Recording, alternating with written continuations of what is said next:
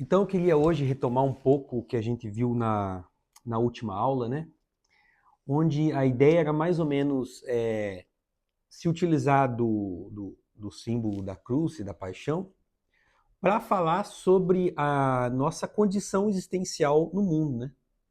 Quer dizer, a nossa condição existencial, nós mesmos, enquanto cada um, digamos, com a sua alma, né? Digamos, o sujeito, o eu, mas também a sua condição existencial dessa relação com o outro e a posição no mundo, e por fim, o significado de tudo isso na história. A ideia era tomar lá na aula anterior a cruz e a paixão como um símbolo para expressar essa condição em suas dificuldades e necessidades de libertação, mas não só um símbolo, né, como quem usa apenas como uma linguagem ou como uma metáfora, analogia, embora isso também seja, mas uma própria realidade, né, porque a paixão e a cruz são uma realidade e devem ser uma realidade na nossa vida. Então, essa tinha sido a ideia da aula anterior, no que diz respeito à cruz e à paixão. E hoje eu queria estender essa exposição, tomando a ressurreição e a ascensão também como símbolos e realidades que devem ser entendidas também nessas três dimensões que eu estou chamando, do eu, do mundo e da história. Mas para retomar o fio da meada, então, o que a cruz e a paixão representavam para o eu, para o mundo e para a história? Bom, o eu, a gente dizia, se encontra cindido por dentro, né? Ele está rachado ao meio, por dentro. Ele é sustentado no ser por Deus. No entanto, a condição do pecado original faz com que, de alguma maneira, ele, mesmo Deus sustentando ele no ser o tempo todo, ele permaneça como que virado de costas para Deus, dentro dele mesmo. Isto é, ele está rasgado e cindido por dentro. Essa cisão interna no eu também se estabelece também acaba refletindo, se refletindo numa cisão que este sujeito tem com o mundo. Esse sujeito, que agora no mundo a gente pode falar de homem, né, ser humano em geral, ele não se vê como deveria, como participante do mundo, como imagem semelhante de Deus, e vendo esse mundo como guardando imagens da criação e etc. Não, ele deseja quase que dominar esse mundo e tem uma ânsia de dominação do mundo. E isso se dá, como a gente falava de várias maneiras, como o processo de conhecimento do homem em relação aos objetos que o rodeiam acabou se degenerando num processo de dominação dos objetos. E também no processo de dominação das pessoas, né? Então o outro acabou se reduzindo como, não o outro propriamente dito, um semelhante, mas como mais objeto de ação e dominação. E por fim a gente falou brevemente na aula passada sobre a história, que nesse processo de cisão interna do ser humano, acontece que na história o ser humano acaba ficando quase que uma vítima de um processo universal abstrato, em que, no fundo, os sujeitos pouco importam, né? Então, eu acho que isso é ainda mais patente, assim, explícito nos últimos séculos, né? Como, paradoxalmente, quanto mais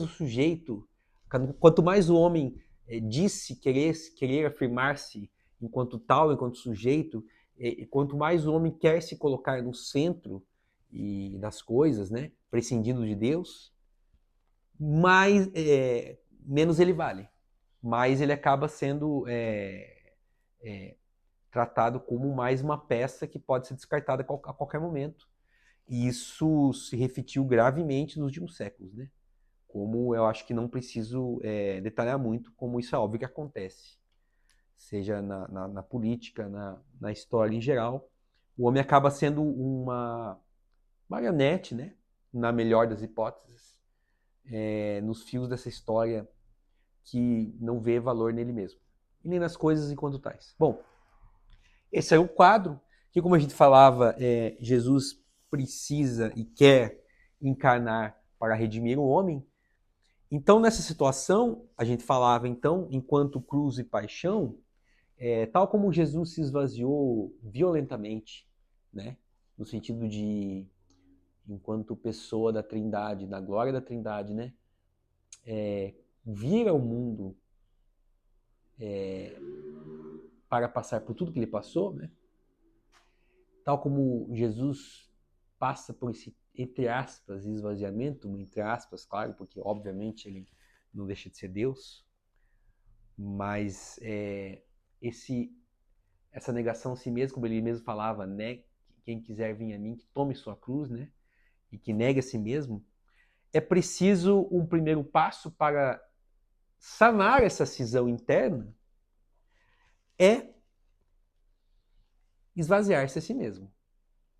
Quer dizer, negar-se a si mesmo, porque se esse movimento de negação de si mesmo, de arrependimento, aquilo que João Batista, o precursor de Jesus, mandava fazer, se isso não começar a ser feito, o ser humano vai ficar para sempre atrás das suas fantasias. E essas fantasias sempre puxam o ser humano para um sentido oposto daquela cisão que ele tinha que resolver. Ou seja, enquanto ele busca suas fantasias, ele continua ainda mais de costas a Deus, que é o seu fundamento. Ele está de costas e ainda se afasta cada vez mais. Até o ponto que Deus parece que às vezes ressoa no ouvido dele como uma longínqua história que se fala, né? De tão absorto que ele está e perdido nas próprias vontades vãs, né? Iludido por si mesmo e pelo mundo, né? E pelos outros. Então, para que ele resolva-se a si mesmo, ele precisa primeiro calar essa sua vontade vã, que significa negar-se a si mesmo. Ou seja, esvaziar-se, tal como a cruz o exige. É a negação, é a morte, é o esvaziamento. Morrer para o velho homem. A morte é representada na cruz. E quanto ao mundo, como a gente falava, essa relação do mundo que se manifestava numa projeção de dominação, seja das coisas, seja do outro, num utilitarismo, num desvirtuamento do que significa todas essas coisas, do que significam todas essas coisas, é preciso também o homem se esvaziar aí. Quer dizer, não vai ter solução para o mundo enquanto o mundo não parar e dar esse recuo. Assim como o homem cala suas fantasias vãs, o mundo tem que parar e calar suas fantasias vãs. E o mundo tem que ter a sua cruz. E a história, ela tem que, por sua vez, para que a história passe pela cruz, ela precisa abdicar dessa noção de universal abstrato, que é quando eu digo a histórica, eu dizer, a noção de histórica os homens têm, obviamente, né? Abdicar dessa noção de que a história é um conjunto de forças abstratas que nos levam inexoravelmente ou não a algum lugar, como se nós fôssemos só peças dessa história, e negando-se a si mesma, nessa pretensão de grande história, voltar a olhar para a pequena singularidade. Então, esse é um movimento de conversão primeira que deve se iniciar no eu, no mundo e na história. Feito a propensão à cruz, a tomada de iniciativa de abraçar a sua cruz, de morrer a si mesmo, então, nessas três dimensões, é preciso encontrar alguma esperança de que esse movimento não só se inicie, mas encontre algo, né? Porque, como eu terminava a aula passada, eu falava assim, que eu estava falando de uma metafísica da incompreensão, ela é uma incompreensão no momento da cruz. Mas depois dessa incompreensão deve surgir uma compreensão. Deve se calar para que a luz venha. Porque a solução não pode ser um esvaziamento por si. Esvaziar-se por esvaziar-se. Negar-se por negar-se. É esvaziar-se de alguma coisa para outra. É negar alguma coisa para atingir outra. E esta outra que virá a partir desse movimento da cruz é aquilo que nós vamos encontrar em Cristo na ressurreição. Porque ele morre, faz justiça, oferece o seu sacrifício na cruz,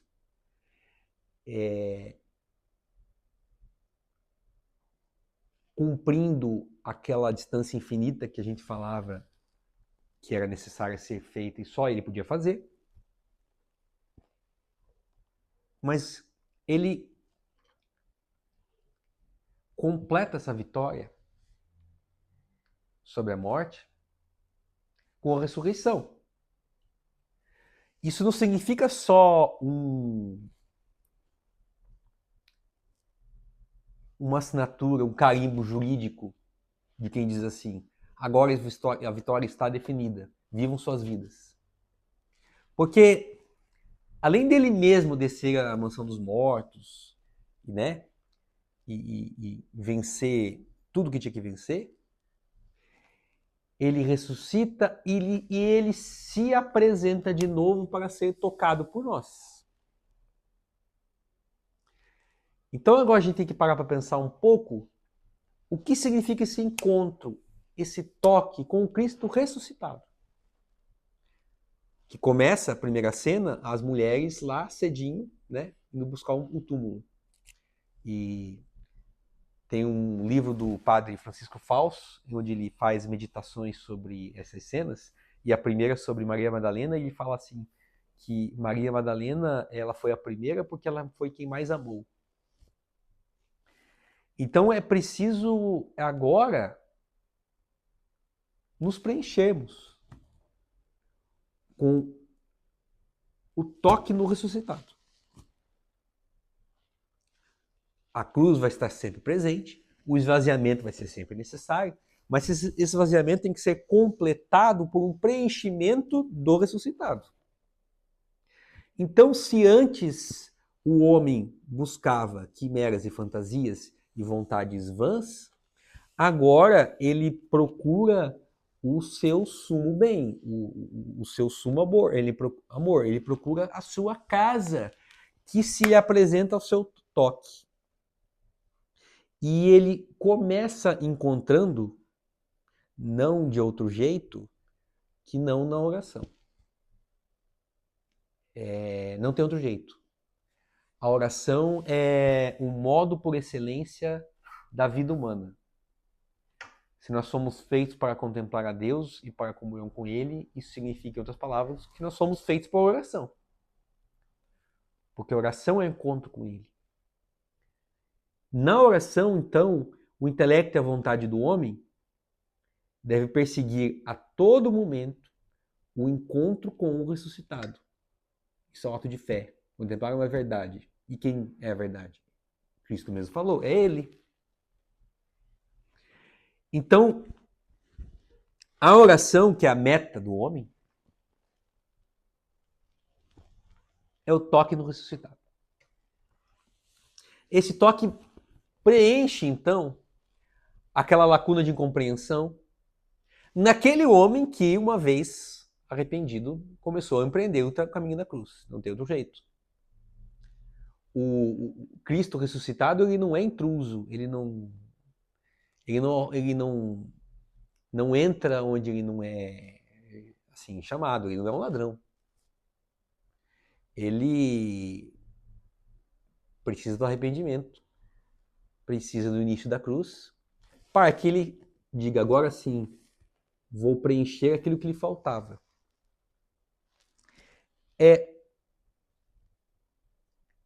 Esse toque que é encontrado na oração deve se estender àquilo que geralmente não chamamos de oração, no sentido primeiro de oração.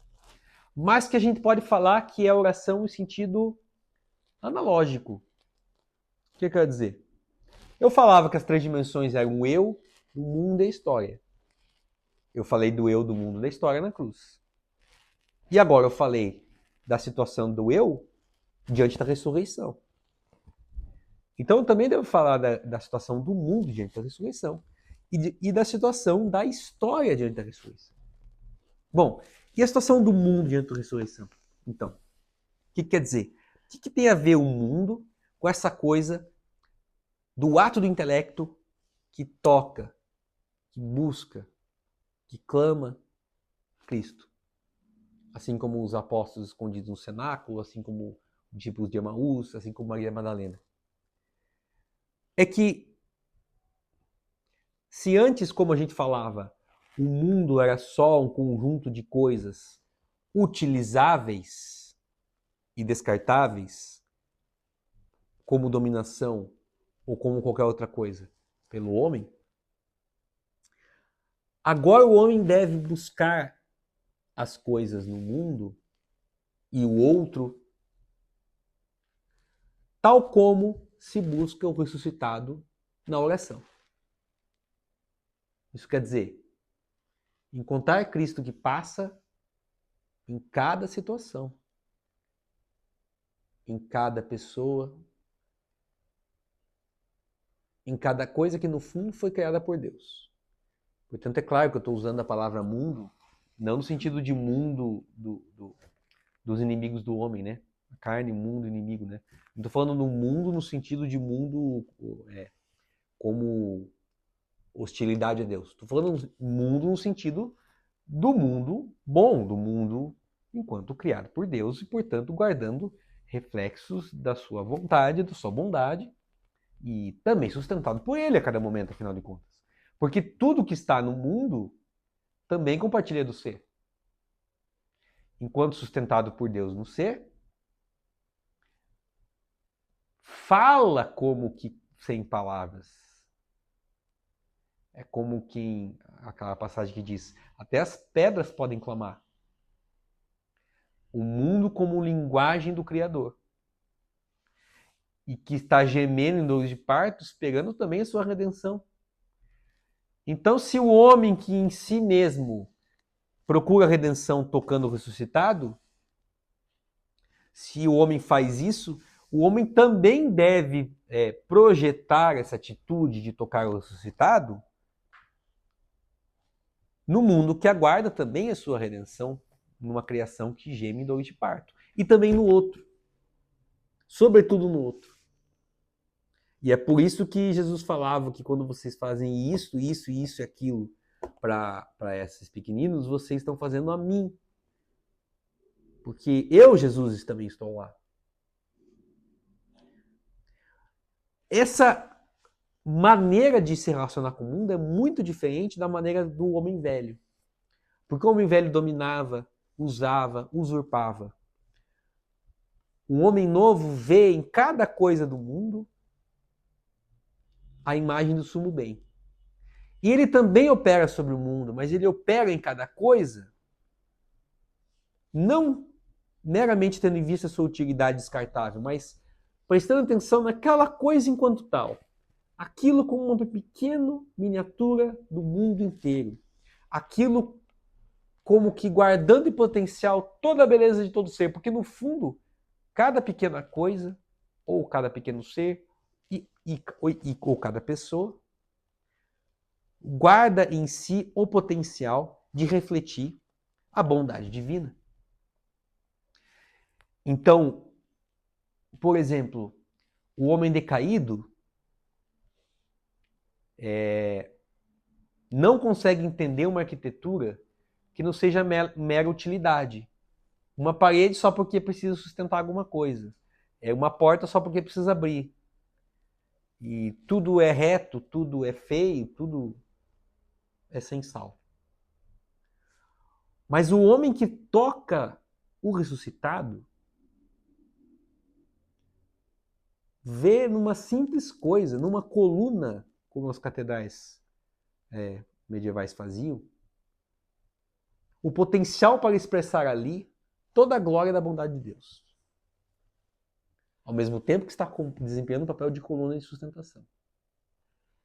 E por desempenhar toda a glória, tentar demonstrar toda a bondade de Deus naquela coluna, essa coluna guarda uma relação, uma simetria, uma conversa com os outros elementos da catedral, porque em cada elemento o homem também está operando do mesmo modo. E, portanto, está em cada elemento revelando dali a bondade de Deus. E como a bondade de Deus, no fundo, provém da mesma fonte, que é o amor de Deus, aquilo se transforma como que numa orquestra. Essa é a diferença da arquitetura do homem novo para a arquitetura do homem velho. Outra coisa muito banal, desde a nossa incapacidade hoje de fazer uma coisa simples com algum capricho, quer dizer, você não encontra uma faca bonita, você só encontra uma faca feita na indústria só para cortar e tá bom, você não encontra nada. É difícil você achar alguma coisa que parece que alguém fez com gosto. Isso é a marca do velho homem, é alguém que só está dominando o mundo, é alguém que só está sugando o mundo, é alguém que não está vendo no mundo ser nenhum. E claro que eu estou dando exemplo de coisas simples e materiais, mas não precisaria nem entrar em detalhes sobre como o homem trata o próximo, né? Que é o que está acontecendo. Ou como o velho homem, que não encontra o ressuscitado, passa por coisas, veja, essa crise que alguns já falam que é uma grande epidemia de saúde mental que a gente passa hoje. Como o velho homem se perdeu naquelas quimeras e fantasias que eu falava no começo, acreditando que aquilo era verdade, ou recortando um pequeno pedaço do mundo e tomando aquilo como uma totalidade. Então, sei lá, o sujeito é fissurado em programação de computador, o sujeito é fissurado em quadrinhos, o sujeito é assim, e aí vão se criando até diagnósticos, catálogos para dizer esse sujeito aqui não consegue prestar atenção, não sei o que, não sei o que, não sei o que. E no fundo parece que tudo isso, na verdade, é um emaranhado de discordâncias e de loucuras de um ser humano que não está sabendo colocar cada coisa em seu lugar e por isso ou ele fica absolutamente indiferente a tudo ou ele fica fissurado por uma pequena partezinha. Porque ele simplesmente não consegue mais ver em cada coisa o ser que essa coisa se revela como sustentado por Deus e, portanto, se relacionando com todas as outras como numa orquestra. Ele não vê mais a orquestra, ele vê um pedaço. E pode ser que parte do que a gente chame hoje de uma epidemia médica de doença mental, de saúde mental, que também, de fato, pode ter fatores biológicos associados ao modo de vida e várias outras coisas de hoje, mas pode ser digamos, uma doença metafísica mesmo. As pessoas não sabem mais o que é colocar cada coisa em seu lugar. Estão sendo reféns das quimeras e fantasias. Mas e aí na história, como eu falei, do eu, do mundo e agora do ressuscitado na história. Na história, como eu falava, se para o velho homem a história é só um conjunto de forças abstratas que nos empurram, nós somos só personagens assim que vão passando, essa abstração, essa propensão de ver algo do passado, ou até da própria vida, mas principalmente da história da humanidade, e já tentar colocar isso dentro de uma teoria da história, que necessariamente explica como aquilo aconteceu, e não ver aquilo enquanto tal, por exemplo, a ação de um homem, de um grande homem, enquanto tal, porque ele decidiu agir assim, porque e tem vontade própria, ele poderia ter agido diferente, isso mudaria tudo. Quer dizer, essa mania de enquadrar a história no esquema abstrato geral deve, do ponto de vista do novo homem que toca o ressuscitado, passar a ser vista agora uma história que olha o concreto e o singular, onde cada coisa significa. Não é só um ponto no conjunto. Cada coisa tem que significar. Assim como aquela coluna na construção tem que ter. Assim como aquela porta deveria ter sido construída com arte. Aquele evento na história aquele evento, não só o todo, deve ter um significado.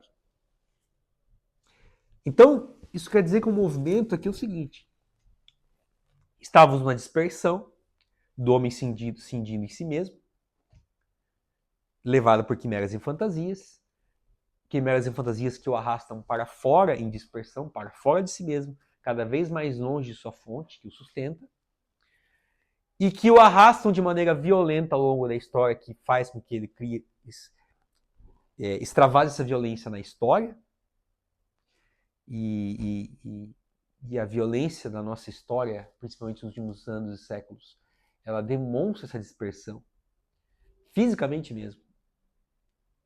Essa massacre caótico e megalomaníaco. Quer dizer, parece que o mundo de hoje não consegue fazer nem pequenas maldades. Assim. Parece que o mundo de hoje ele já cria bomba atômica, ele cria campo de concentração.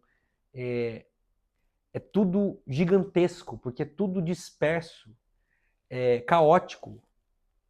E aí, como as pessoas, como eu falava, confundem a pequena parte como um todo, ou se reduz tudo à política, ou se reduz tudo à ciência, ou se reduz tudo a qualquer coisa, e a visão da orquestra ninguém nem sonha mais que existe. Tal como literalmente a música hoje é dispersão, né? Dessa dispersão, então, a única solução, como a gente falava, é negar-se a si mesmo, esvaziar-se, aceitar um vazio metafísico, essa metafísica do esvaziamento que eu falava, para poder encontrar o ressuscitado, que aí sim vai preencher cada coisa de significado, e a nós mesmos, fazendo com que o nosso intelecto e nossa vontade encontre o amor primordial. Então nós saímos dessa dispersão e nos reunificamos pelo ressuscitado. Isso é possível pela encarnação, porque a encarnação é a encarnação enquanto ele estava na cruz, morrendo, e é a encarnação ele ressuscitado, porque a gente pode tocar nele. E é por isso que a gente pode passar para a nossa ressurreição, porque é ele passando por nós, pela graça. Então, dessa dispersão, nos unificamos no ato de fé, que eu falava da oração, que contempla o ressuscitado na oração. E uma verdade. E como eu falava, essa oração se estende ao modo como a gente se relaciona no mundo. Então a gente para de ver o mundo e as pessoas como um monte de coisas dispersas e passa a ver cada coisa. Tal como na oração focamos a nossa atenção só no ressuscitado pelo ato de fé, na nossa relação no mundo, com o mundo e com o outro, focamos nossa atenção com o mesmo ato de fé, no fundo, só que agora aplicado no próximo e no mundo, como quem procura Cristo ali. Isso automaticamente puxa com uma força a nossa inteligência, a nossa vontade, da dispersão para Cristo, na oração no mundo. E na história, quando a cada coisa a gente vê a providência. Então a dispersão vira o encontro na unificação. Mas, como a gente também falava quando da exposição do livro do Garrigou Lagrange sobre as 3 vias da conversão, onde ele comparava as idades da conversão às idades da vida humana, infância, adolescência e vida adulta, e ele falava que mais ou menos assim, que a época que os discípulos conviviam com Jesus ressuscitado é comparável a uma certa fase da vida espiritual, onde o intelecto vai bem, o ato de fé vai bem e tal, mas ainda há uma outra fase, um transbordamento que virá depois do Pentecostes. Aqui também isso tem. Porque se da dispersão passamos à unificação do encontro com o ressuscitado está aí visitando no cenáculo, ele apareceu na praia, ele andou com os discípulos de Emaús, só que ele disse que não vai ser assim, sempre assim, e ele vai aos céus, e ele vai mandar o Espírito Santo, E ele disse que o Espírito Santo ele conhece tudo do Pai e ele e o Pai são um, e aí ele vai vir e vai ensinar para vocês. Uma passagem trinitária muito bonita lá do Evangelho de João. E quando o Espírito vier, ele ensinará todas as coisas. Ou seja, estou tocando, mas ainda o Espírito Santo precisa me ensinar. Quer dizer, é como essa autora espiritual do começo do século XX da Espanha, a Francisca Javiera del Valle, que tem um livro lindíssimo chamado O Decenário do Espírito Santo. Ela fala que o Espírito Santo desce do céu como que rasgando todas as coisas para santificar a nossa alma. E é interessante que ela usou a palavra rasgo, que é o rasgo do véu do templo, o mesmo rasgo que acontece na cruz. Que eu falava até na aula passada da violência necessária da cruz. E esse rasgo que ela usou me chamou a atenção porque tem um rasgo, tem um ímpeto, tem uma força que o Espírito Santo vem com fogo, uma certa violência, entre aspas, também, para comunicar aquelas coisas da vida de amor, de bondade da Trindade. Entre o Pai e o Filho. O amor entre o Pai e o Filho, derramado sobre nós. E aí a Francisca diz assim, o Espírito Santo nos ensina a querer o amor só pelo amor.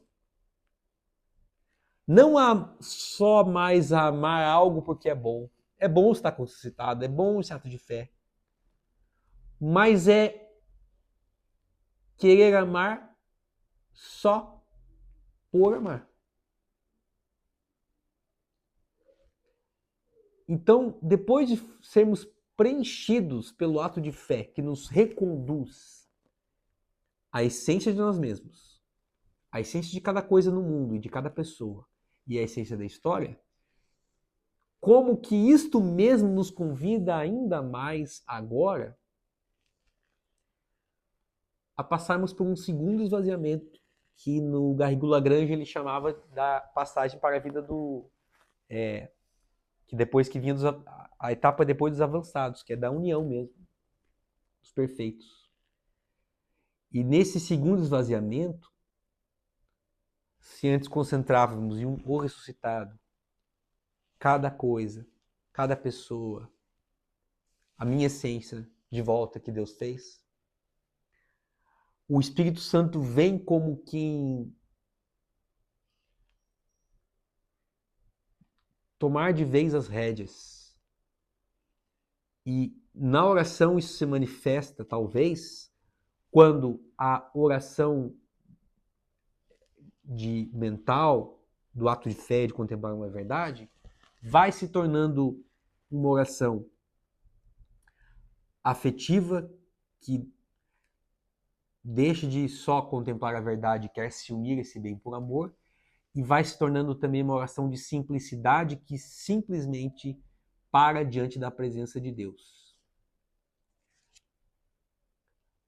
Porque, aliás, Garrigou Lagrange já avisava que na etapa dos avançados pelos perfeitos, uma aprovação muito forte costuma vir, que é, e a Francisca Javiera também fala disso. Essa fé que estava tão boa, ela pode passar por uma aprovação em que ela se esvazie. O sujeito quase que perde a fé. Ou seja, aquele ponto em que nos agarrávamos, aquele reencontro com o ressuscitado, em si mesmo e no outro e no mundo, e na história, em cada instante singular, de repente, pode ser que desapareça. E este momento, quem vai continuar nos conduzindo é o Espírito Santo. Devemos continuar caminhando pelo amor, para o amor e só pelo amor. Para usar a metáfora do artesão da porta, que fazia portas bonitas, não a nossa, mas de uma catedral, pode ser que em determinado momento do trabalho alguma coisa acontecesse que ele não sabia mais o que ele estava fazendo. Aquele ser que ele se concentrava, ele perdeu. E nesse momento é a hora que o Espírito Santo continua conduzindo e acabamos sendo obrigados a ver o nosso fundamento não só em nós mesmos, nessa paz interior, que por provação pode desaparecer, mas, tal como o Espírito Santo conduziu os apóstolos a abrir-se ao mundo, o Espírito Santo agora nos conduz a nos abrir novamente. Quer dizer, perceba o movimento.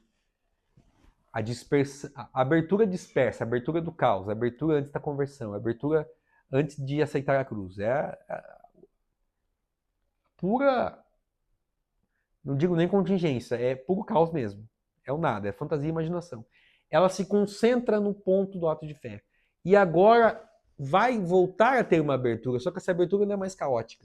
Essa abertura é a abertura do Espírito Santo. Essa abertura é a abertura do amor.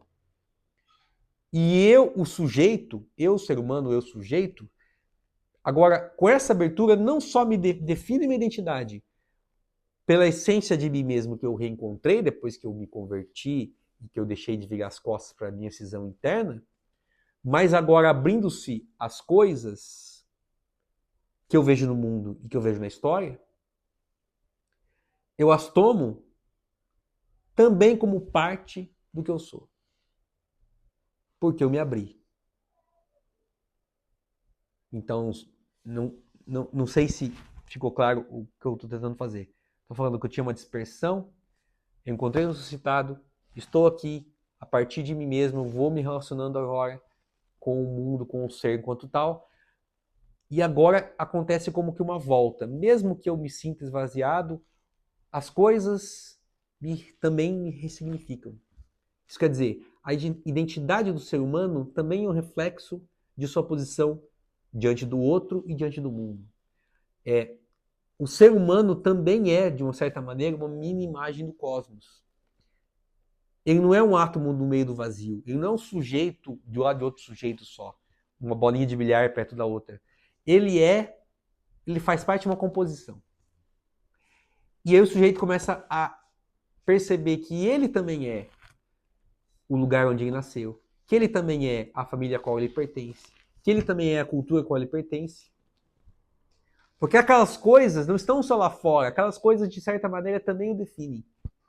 E esta abertura silenciosa, esse aceitar a providência e o amor enquanto tal, pode ser, então, visto do ponto de vista do símbolo da ascensão e do envio do Espírito Santo. Como eu sempre aviso, eu não estou fazendo teologia, não estou falando que isso é aquilo teoricamente, eu estou fazendo imagens, né? Eu estou tomando a imagem da cruz, da ressurreição, da ascensão do envio do Espírito Santo para tentar expressar modos pelos quais podemos viver com nós mesmos e com o mundo. Né? Então, nessa época em que as pessoas elas têm uma grande dificuldade, como eu falava antes da crise de saúde mental, de outras crises de identidade que a gente vê hoje, de entender que é nação. Talvez isso derive de um simples fato de que não se passou nem do começo da história, de sair da dispersão. Não se passou pela unificação do ressuscitado, que vê em cada ser o que ele é e ponto. Que contempla aquilo, sem querer dominar, mas por simples amor àquilo. E que disto passa-se a se compreender como parte dessa catedral gótica maior, e isso nos planifica e nos dá o sentido. E isso dá sentido para a nossa história, nos vemos melhor como parte de uma história, e isso que talvez dê aquele sentido para a vida que tanto falta hoje, né? E que por tanto faltar, dá brecha a tanto niilismo e a tanto oportunismo nas visões das imagens e fantasias vãs e vazias que eu citava no começo, né? No homem consigo mesmo, né? Com suas idiosincrasias e com a sua psique, e as fantasias do mundo da história, né? Ou seja, preciso recuperar a visão de orquestra no significado de todas as coisas, e como todas as coisas, como um todo, acabam ressignificando a cada parte. E cada parte, enquanto sustentada no ser, revela, por sua vez, uma oportunidade de tocar Cristo ressuscitado. E que assim, então, a existência possa ser vista como uma extensão da oração. A oração que começa no arrependimento, passa pelo ato de fé, chega ao ato de amor, de oração de simplicidade, que basta estar com Cristo, e que essas atitudes se reflitam, ou seja, façam com que a nossa vida com o mundo e com o outro também seja, no fundo, oração. Para que a gente possa atingir aquela meta da palavra que diz orar sem cessar. Esse é o único jeito de orar sem cessar.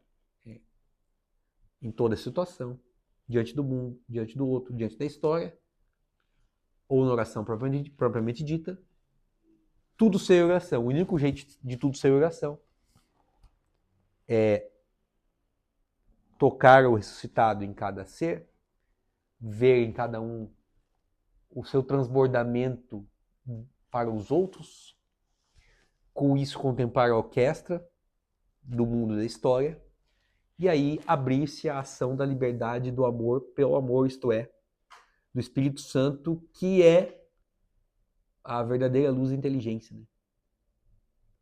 Então, esse é o significado de Pentecostes, das línguas de fogo descendo sobre as cabeças. E, portanto, a verdade, que se une ao amor nesse sentido. Tá bom? Por hoje era isso. Eu agradeço a atenção e até breve.